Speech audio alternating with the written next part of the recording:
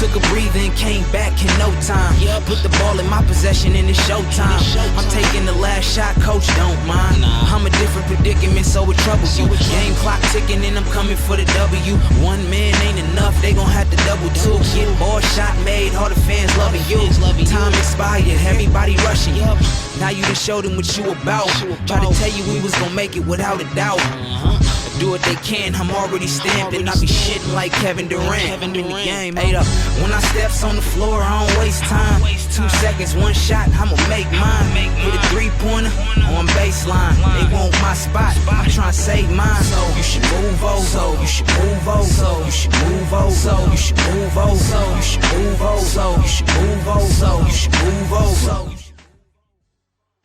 What's good, everybody? It's Hoop Narrative Podcast, man. We right back at it again. We want to start off with apologizing for the long delay, but we finally back here, man. It's your boy OT, and always in the building is my brother. Come on, man. You already know it's Fred Joe in the building, man. I'm glad to be back, OT. Fred Joe, man. Man, a little quick one, but we starting it back off on the right note, man. You see who we got with us, another Seattle Hooper legend. Cleveland High School native, Washington State University native, and now in his second year with the Portland Trailblazers, my guy, CJ Elleby. What's good? Welcome to the show. Thank you. Good to be here. Good to finally, get on this call with you guys. Come on, man. Hey, me, OT, just real quick, I like to, rattle off a little accolades when it comes to the guests. So I just want to, speak on CJ Elleby, Come on, big him up a little bit. Yeah, man. Selected 46 overall by the Portland Trailblazers in the 2020 draft, man. The first draft pick since 2011. Obviously, we know who that was, Klay Thompson. You know what I mean? 32nd all-time in scoring, 16.6, the fifth best average in Coug history. Shot 41% average for his career in his 2 years there. A guy that did a lot of things, man, not to mention his high school accolades as well. But, I'd like to just rattle off just a little bit about our guests. So forgive me for boasting for you, bro. Nah, man, we inviting these guys on the show for a reason, man. These guys are doing big things. And, funny, you said finally, Fred, a little story. CJ is one of the few people that we've been trying for like the last 4 or 5 months, man. We ran at him. We ran to him in Summer League in Vegas. We chopped it up there. Before that, we tried to get him on, but nah, man. We're happy to finally get you on, man. And it's perfect timing. Just like you said, you're going into your second year right now with the Portland Trailblazers. How do you feel right now going into training camp? What's been going on there, and how you feeling going into your second year? Yeah, so we're in the second week of training camp right now, and I just been feeling really good, trying to use every day to get a little bit better in ways that's gonna, hopefully get me on the court this year. And so really that's been focusing on defense, just close out and being able to keep somebody in front of you, and then little stuff off the court too, being a professional, and getting the stuff that I need to get done. And so really that's just been my focus in training camp, in this second week of training camp coming up. Okay. Now, I'm trying to think, Fred, CJ too. What new players right now is on the Blazers roster? We got a good amount. So starting with the younger guys is Greg Brown, Trendon. Okay. Then the older guys right now that we signed, Ben McLemore, Cody Zeller. My guy Tony Snell's there as well. Yep, Tony. It's my guy, man. I play with him at prep school at West Wind Prep, man. So that's one of my. And that's a real professional right there. Yeah, man. It's one of my good friends, man. So. Yeah, good people. Yeah, good people, man. Hard worker, quiet, humble, show up every day, man. So definitely somebody to pay attention to. Mm-hmm, for sure. And then you said you're trying to work on getting better at things to help you get on the court. I'm pretty sure that's one of those personal goals you have for you. What other personal goals, do you have for yourself? Going into that second year, you got a glimpse of what the NBA is about and everything. You want to make that turn. Like I said, what personal goals do you have going for yourself? Really, it's just helping my team win. I think that's what's getting me on the court. You know, I don't think it's too much about myself at this point, but showing that I can bring, you know, things to the table to help us get to the ultimate goal and win games and, you know, get a good seed in the Western Conference. And, you know, we talk about that all the time. Oh, it's extremely important, you know, like and I know CJ, I know sometimes it's a battle because there's things that you want to do, but there's ways that you have to play to get on the court, and there's that battle. But, you know, I always, you know, I respect that you're taking that approach because it's early on when you're young, it's about learning on, you know, what to do and how to do that at a consistent level. Yeah. And then once you get that, you know, you'll take off. And some guys, I know they want to do their own thing, and that's what helps, you know, that's why they struggle trying to get onto the court. And, you know, that's something that we talked about. And it's okay to do what you have to do to get yourself on the court. And then as you get that time, you'll be able to expand. Right. Right. And really for me, it's making a home in Portland, you know, and showing them that this place I can be, you know, for a period of time and, you know, win championships to come. So that's just the way I look at it. And even starting with that, so this was that last summer, you didn't have a chance to play summer league. You're going in your rookie year, so you know you played summer league for the first time this summer in Vegas. Like I said, me and Fred was able to catch you out there. I think I caught you out there twice. You know, how did you feel about your performance in summer league? I definitely felt like it could have went better. It was a great experience. You know, like you said, I didn't get to do that my rookie year. And so for me, that was my first time and go around in that. So it was a great experience, you know, being with Michael Beasley, you know, Kenneth Faried, and those guys, Emmanuel Mudiay, and some of those older guys. And then, you know, getting to know Greg and Trendon. I think it was a really good time for us younger guys, you know, to build some chemistry. But overall, I think I could have done a lot better. I was also coming off a little knee injury. You know, I had tweaked it probably 3 weeks before the start of that. And so I really had to take about a week off and not do much. And so that kind of hurt what I had been doing down in Vegas with AJ Diggs for a while. We were down there training, getting ready for the season in Summer League.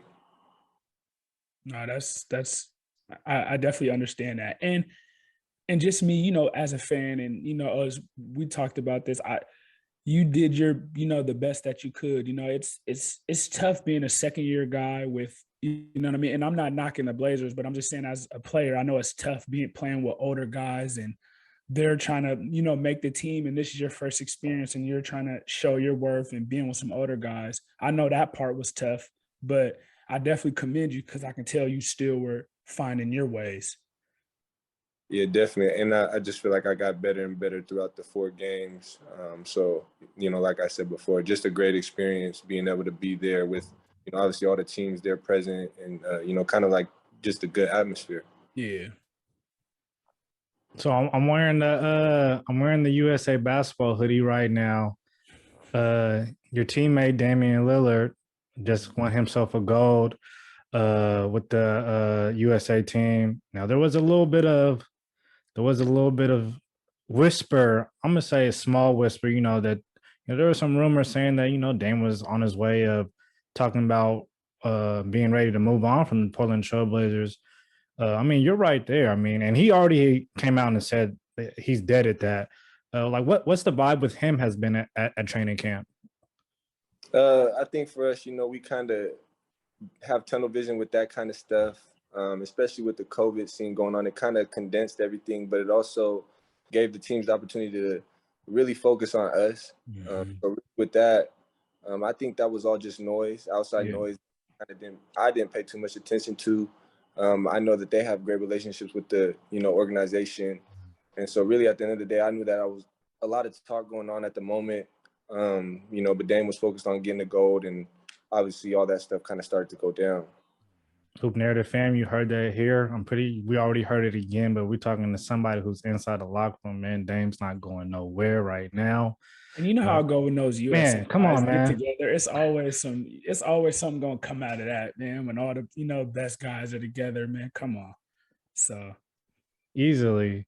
And there's somebody else, you know, I was brought up, you know, I was talking to somebody, I was telling somebody that we're about to talk to you today. And he brought up a a good question for me to bring up. So you played with Carmelo Anthony last year, as your rookie year. Like It's crazy. that's Man. in my opinion, that's a top 50 player of all time and maybe top 10 scorer of all time.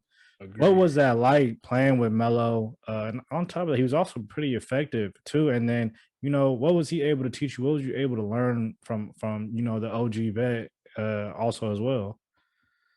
Yeah, I would say it was pretty surreal for me, and it took a while to kind of digest it, being on the team with him, because that's someone who I obviously playing video games when I was young. He's Facts. covered, he's cover of them. Yeah. So for me, it was surreal for a while, and then also just being able to be on the court with him and being his teammate, it was great. It was like a dream come true, like it is going to the NBA, but being able to be surrounded by dudes like Mello on a daily basis, it was just a pleasure, And so I tried to soak up as much as I could and really just watch his movements, watch his feet on his, turnaround shots and his up fakes and how he gets the guys off the ground and leaning. So I really just like to focus on what he did on the offensive side and kind of his footwork. I got kind of a two-part question. There's small ones, but for the first one, CJ, I want you to briefly touch on Melo's work habits. Yeah, so really he would be there and getting his shots up. It was kind of like with the practices and stuff, a lot of the younger guys are on the court early, getting their shots up. But for him, it was really just staying after practice and getting his spots, set shots, getting his turnarounds. And so really it was just it's a real professional, just seeing with the Portland Trailblazers, everybody gets their work and gets out really. It's crazy, Otis. We always talk about the difference between pros and professionals. And he just mentioned, and then kind of the second part, CJ, is, obviously he said a lot of things and some of them may be cliche, but if you could, what's one thing that's something Mello told you that's going to stick with you forever? And if it's too personal, you don't got to say it, but something that was pivotal.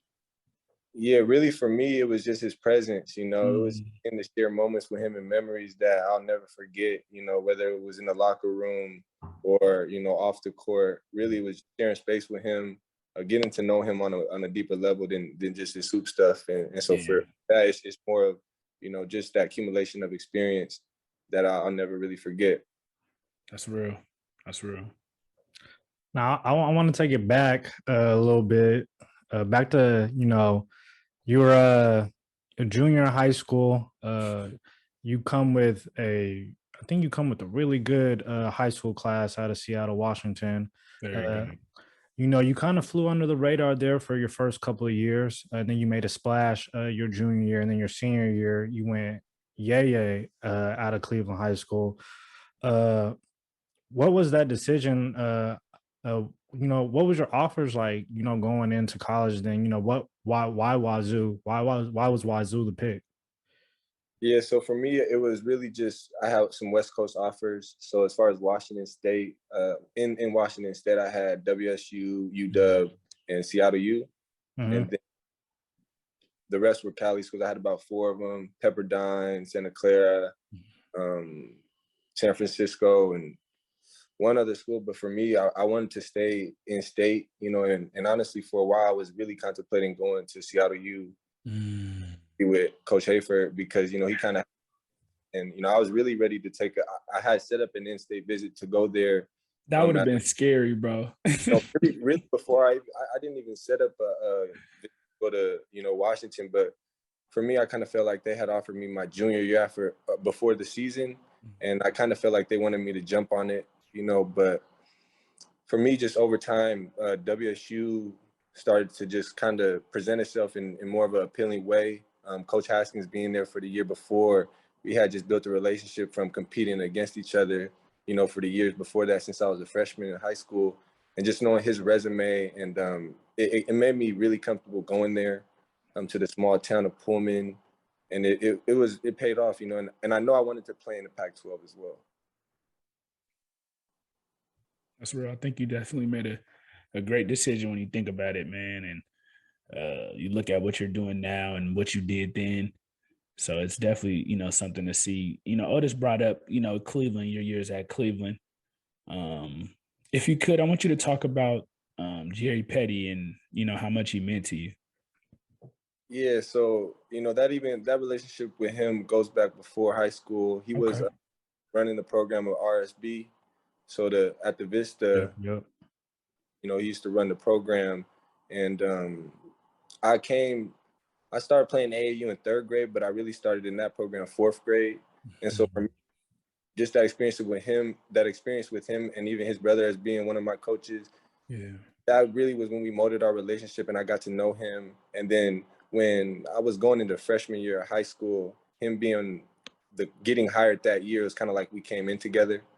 So really, it was almost like it was meant to be. And I would say we have a great relationship. We keep up to this day. That's someone I can always turn to and ask anything. And I would say just having him, he taught me so much as far as lighting a fire in my heart. I got to know his story and got to know who he was. And I feel like I'm kind of attached to him and who he was as a person. And I've learned from him in that aspect, even more so than just basketball, but being with him for 4 years at Cleveland, I would say I learned something new each year.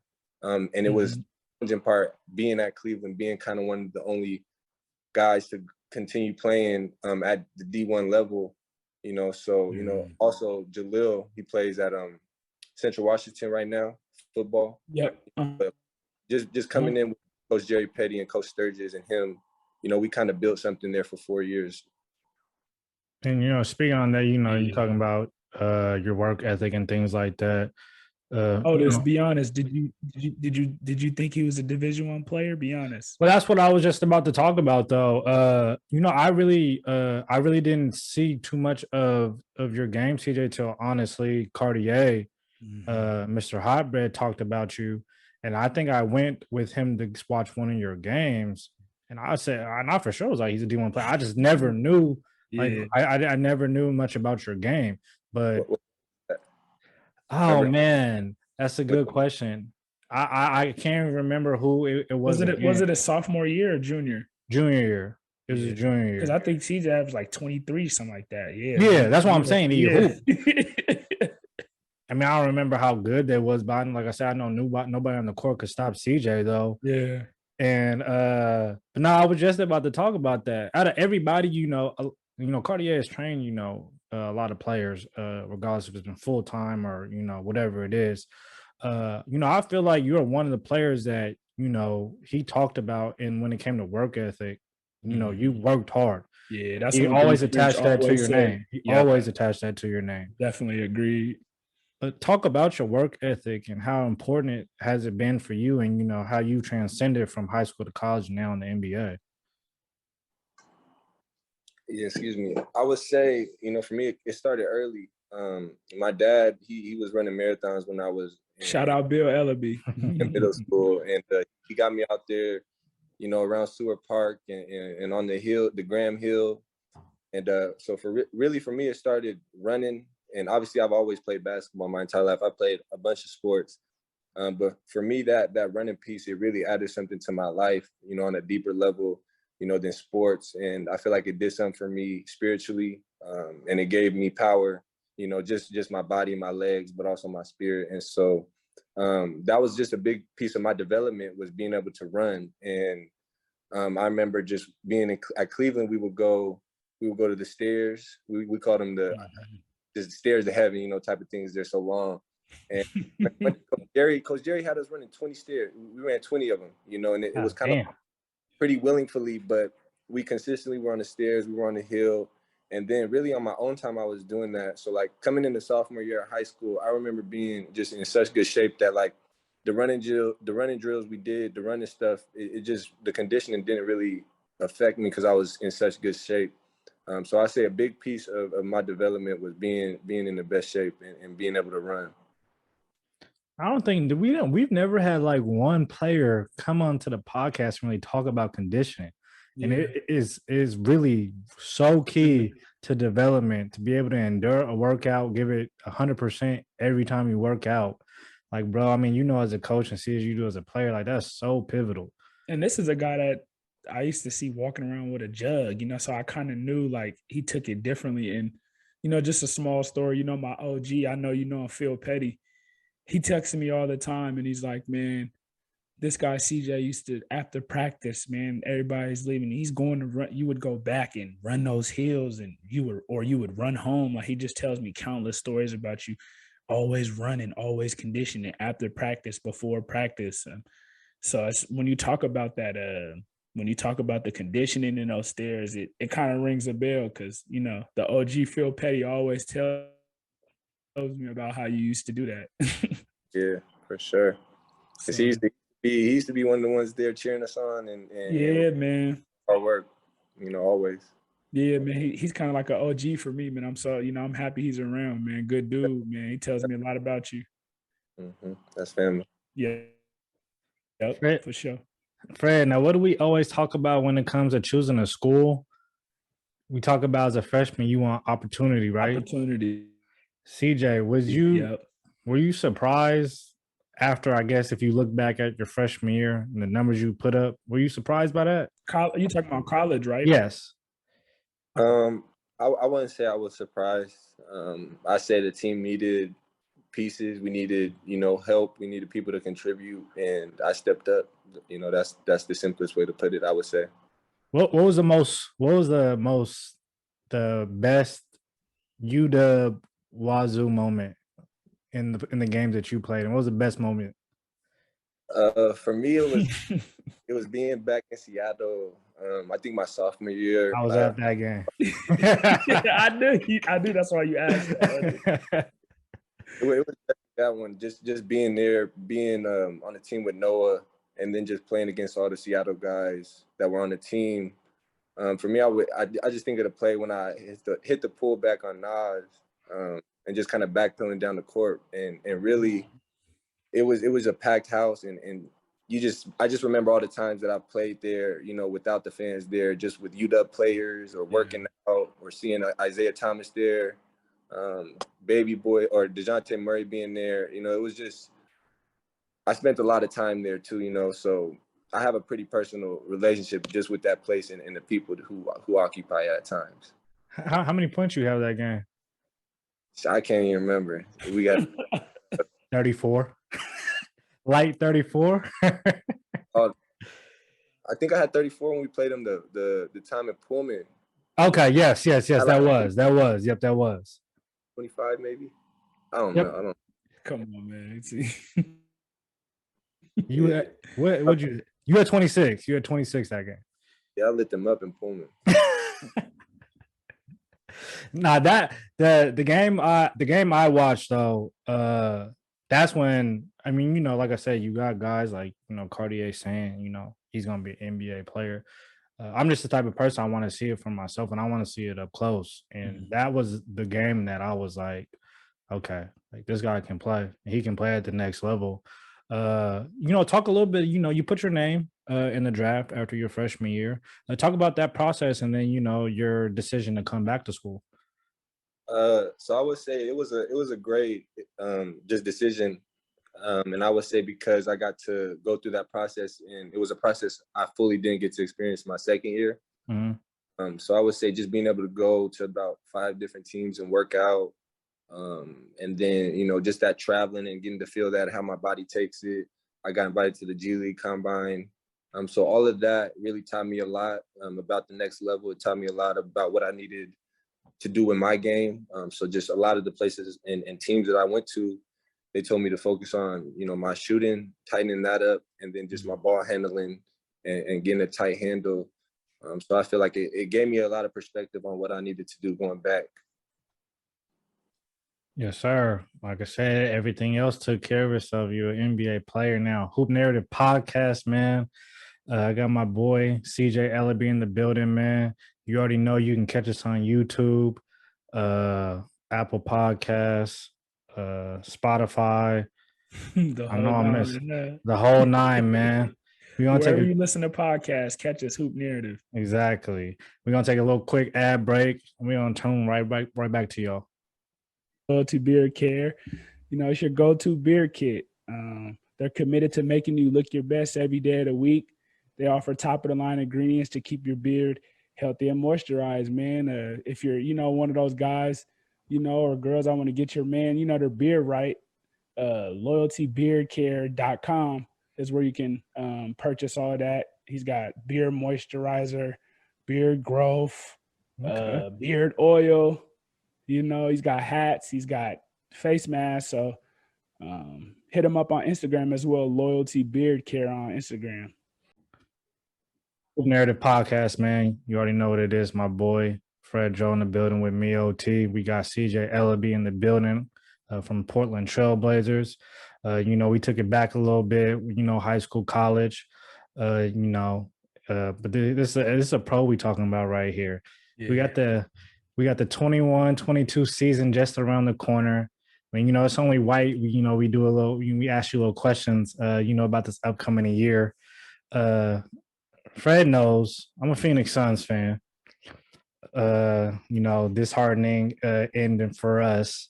But I kind of want to get your opinion on some things that's been going on over the summer. Number one, I guess we can talk about the Lakers, I guess. They made some moves, got Russell Westbrook, got a few shooters. How do you feel, about but what happened in the West and then, the Lakers and, how do you think the West is going to play out this year? I would say for me, I'm not too focused on what the Lakers got going on. Come on, okay. Other than knowing that Mello's about to be there next. Right, I ain't mad at him. That's real. But for real, I mean, most of my focus is on what we got going on. Chauncey just came in. Good, Chauncey Billups. Oh no, keep going. No, we're just trying to lay the foundation and get things, going and building on these defensive concepts and really getting everybody on the same page as far as, it's never 1-on-1, it's 1-on-5 always in how we're playing defense. How has that been with, first year head coach Chauncey Billups there? How has that been? It's been a great experience so far. And I think, obviously he's assembled a great team. And so really it's just been, we've hit the ground running and, we're really just doing everything we can to get on the same page, like I said. And so I think that's really important, especially on defense, that we're all on the same page as far as the calls and how we're guarding things. And so, because miscommunication is going to make it so, things are going to go wrong, problems occur, slippages. So at the end of the day, we're trying to make it so, because that was one of our main problems last year was defense. And so I know I can really step up in that place as far as to be a consistent defender. And that's something I'm working on. So, we're really locking in on that. And that's why, I'm kind of focusing on and keep saying that right now. Is there one team that, you're a little more excited to play than others? I would say I'm always excited to play KPJ and Houston Rockets. So, I'm always looking forward to that. Minnesota, whenever we get to play the Seattle guys, San Antonio, Matisse up in Philly, whenever those are my favorite games. And then I would also say, like you kind of mentioned, the Lakers, obviously big names on the team, a lot of players that have been in the league for a while. So it's going to be a fun game. CJ, talk about your brotherhood with KPJ, man. I know that's your best friend, your brother. Just touch briefly on, what he means to you and you guys both being at this stage and performing for Seattle. Yeah, that's something obviously that goes way back to those days with JP. We've been building this brotherhood for a while, and it was bigger than basketball a long time ago. So, just for us, it's the fact that we're here, and that we have this opportunity to make an impact on the league, just on our communities as well. But that's something that's been brewing for a while. We have an unbreakable bond, and we don't have to talk every day or barely once a week, if that. That's how it goes. We rarely have to talk, but we know just it's a lot of love there, and we've pushed each other, for a long time. Just throughout high school, we played on the same AAU team since 5th grade. Right. We moved to Rotary together sophomore and junior year, along with PJ Fuller. So it's been a ride, and really, I wouldn't be here without him. And he said it from himself. He doesn't think I know he'd still be there, but he wouldn't be there. No, that's real. And Otis, you talk about that all the time. These young guys, their brotherhood is so knit tight nowadays. Yeah, we love to see it. And it's no knock to, the guys we grew up with, or things like that. I feel like that older generation, that's something that they started with, the Brandon Roys and Nate Robb and all those guys being close. And I just think the younger guys with CJ and all these guys really took notice of all that when they were kids. And even like I said, I think you guys, Fred, when it came to the Peyton Sivas and you guys having your guys close knit and you guys still staying close, it's just I guess there's more younger NBA players than there were older guys. Yeah. And just to see these guys all still stay close, man, like I said, it's pretty dope. And you still see it around community. You see it at the mall league. You see it even when these guys are out during their in their NBA season. Like you still see, like I said, CJ, you said one of your favorite matchups is playing against all the home team guys. So, I think that's pretty dope. Back to the Portland Trailblazers, CJ. I know you said the expectation is championship this year. What are you most excited about, like, with this team this year? I would say just the feel and the vibe right now and the chemistry that's there and present. I feel like it's a lot of guys that are familiar with each other. I can't remember, but just from excuse me, CJ McCollum and Tony Snell's class and Ben, Cody, I think they're all from the same class. I believe Rocco too or that's the year he came in. So it's like, it's just the chemistry is already crazy. And I think that's just an important part, especially with this coaching change. I think it's really going to be no drop off and we're going to obviously pick back up where we left off. Fred, I got to ask you too, real quick. We're both hoop junkies. Like I said, there's not many games we don't watch, regardless if it's on TV or not. Right. What you thinking about the Blazers this year? No, I definitely, I like what I see, bro. Sometimes I'm tough on the Blazers, but I like what I see, and the additions of Chauncey Billups, and some of the vets that they brought in, and the young guys that they have good young pieces. Having a new coach could be tough, but like CJ said, they have core value already. So I think once they, get rolling on the system Chauncey wants to play offensively and defensively, I think we're going to see a surprising, Portland Trailblazers. I mean, I personally, just off what CJ said about the continuity, everybody, being familiar with each other, regardless with the new head coach. And like I said, there's development from you young guys. I see Portland being the top 5 team this year, like they have been in the past before. Is that too high of an expectation? No, I mean, it's not high. I mean, the West. I don't think at all. Yeah, the West is tough, and Portland I've been down on Portland. They've surprised me before with the same core that I've had questions on. So I'm intrigued, bro. I'm anxious to see it, and I can't wait to when the season gets going. I haven't caught him in preseason, but I'm gonna catch him. So I've been to Portland, like, a little bit. What's there to do down in Portland, like, in your off time? I mean, with the weather and how it's changing right now, you know how it is in the Pacific Northwest. Yeah. a lot of Netflix and chill and really just sit around the house and do my stretching and stuff. But I don't do too much, going places. I don't like getting caught in that traffic either. Yeah. So for me, it's really just kind of staying put in and doing what I need to do outside the facility. Does it kind of have like that Seattle feel a little bit? Oh yeah, for sure. Definitely a lot of Seattle vibes, the trees, there's not as much water. And that's one of the things for me that I love about Seattle is just being able to pull up to the water. I'm just a little less familiar with the territory over here. Okay. Now, Fred, it's always a ritual that we gotta ask this, especially to the Seattle guys. Like I said, you're a little younger, but I feel like you know some household names from older guys to younger guys out of Seattle. Who is your top 5 guy? Who's your top 5 guys coming out the city? Top 5, and I know it's tough. We get the pause every time we ask this question. Top 5 now. I would say just from what I know, Yeah. That's fine. Doug Christie first. I Okay. get him when I go to Sacramento and we play them. So he's out there calling the games. Jamal Crawford, Nate Robinson. Those would be first three to come to mind. Brandon Roy, obviously. And Zach LaVine is probably just, obviously he's a current. Okay.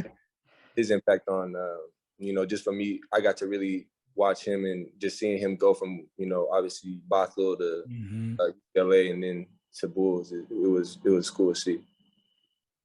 If you could go, just maybe your generation, and you can throw yourself in here, who's your top 5 out of your generation? And what would that, like, what's the cutoff, would you say? Like Zach off or? Yeah, that's cool. What are you cutting? Were you cutting the 2010 notice? 2011? You say 11, 12. What class is Zach? 2012, 13? I'm gonna leave myself out, and I'm gonna say DeJounte Murray, Zach, Kevin Porter Jr., Jalen Noel, and McDaniels. But it's obviously Paolo. He's at Duke right now, but yeah, Paolo. He's like, how could you beat that? Yeah, man. That's definitely. I definitely can agree with that top 5, man. I mean, as what P's been doing, man, it's kind of hard to even keep him out. I mean, Fred, even we talked about it, I think, with one of the OGs, like, or I think we had a conversation, like, it's even hard to throw if we're just talking about all together, like, it's hard to not throw P in there, with what he's done so far. But I still say, you can put yourself in there with what you did at Cleveland. And there's not a lot of players who came in their freshman year in college and hooped in a Power 5 conference. And a Power 5 conference, then turn it up another level. Yeah. And then on top of that, you got it out the mud. Like you wasn't a top ranked player like some of these guys were, coming into high school.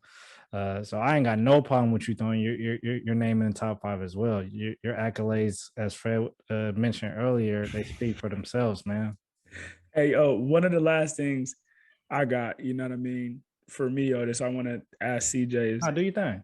I want you to talk about, the grind, and I'm taking it back a little bit and believing in yourself, man. Not to me, I mean, obviously writing off the stats people can see, but there was a lot of schools that you could have went to and blended in, and you know what I mean, and won championships, but you took the approach to stay at Cleveland and do it your way.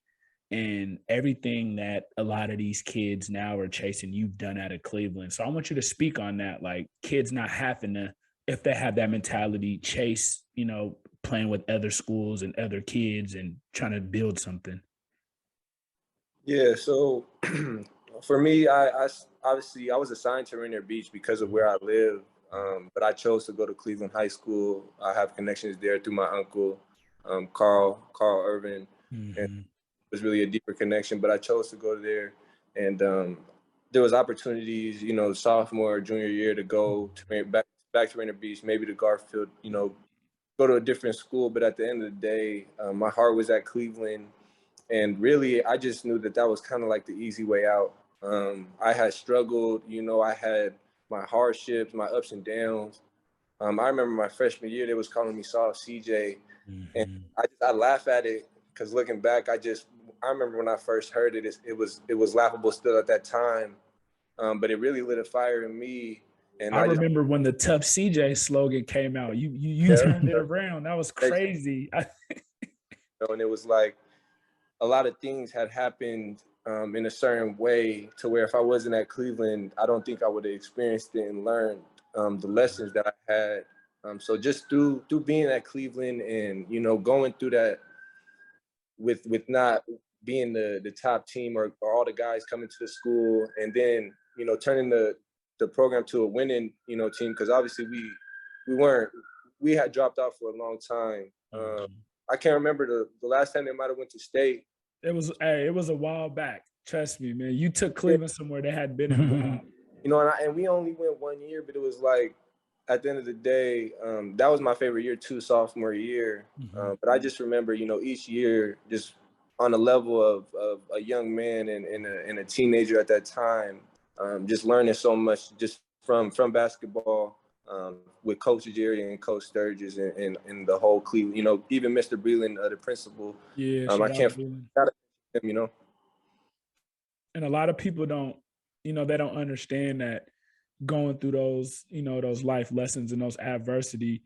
I know you looking back, CJ, you can attest to this, but it's kind of made you who you are today. You know what I mean? Understanding that regardless of what's going on, I can stay tunnel vision and stay locked in and keep chipping away at something that I want. No doubt.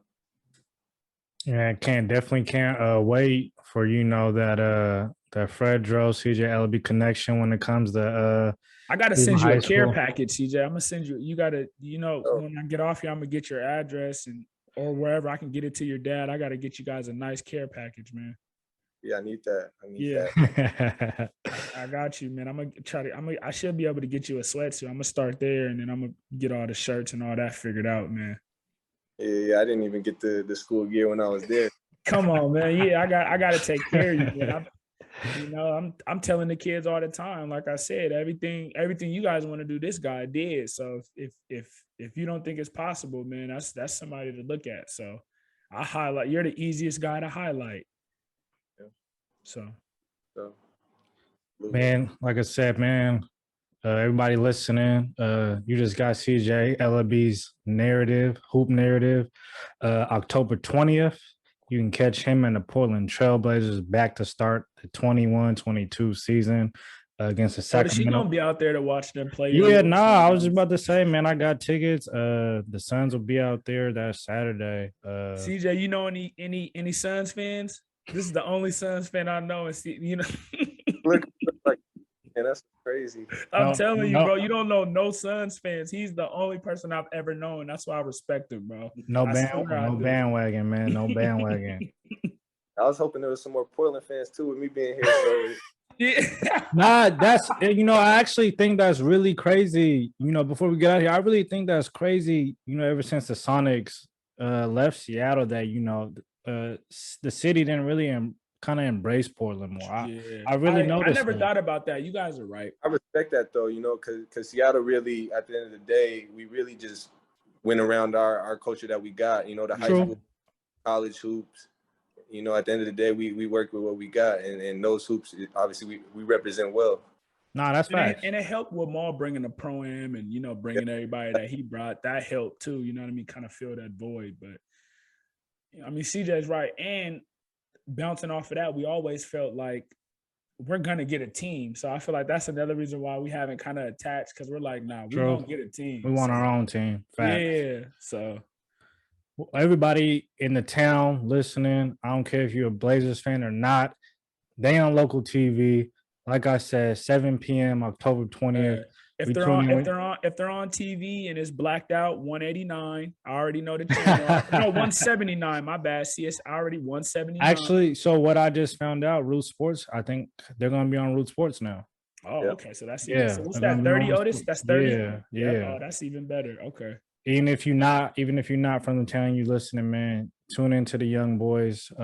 We got a lot of them all over the NBA, but it's specifically tune into this one on October 20th. There will be some others though, but we listen to CJ Elleby's narrative right now.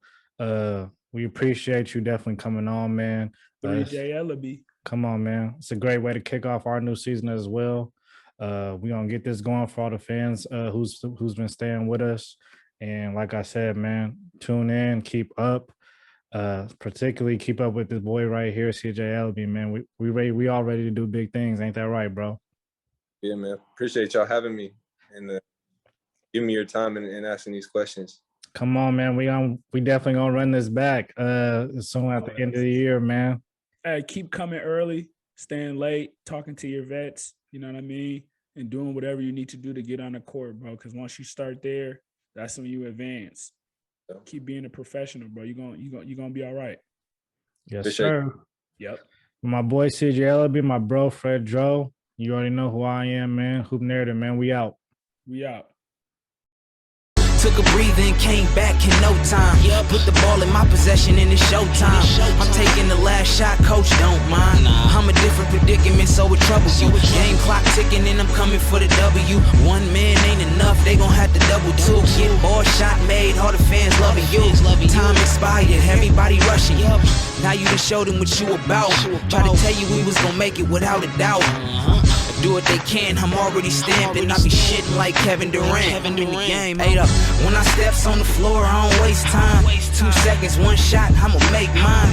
Hit a 3-pointer on baseline. They want my spot, I'm trying to save mine. So you should move over. So you should move over. So you should move over. So you should move over. So you should move over. So you should move over. So you should move over.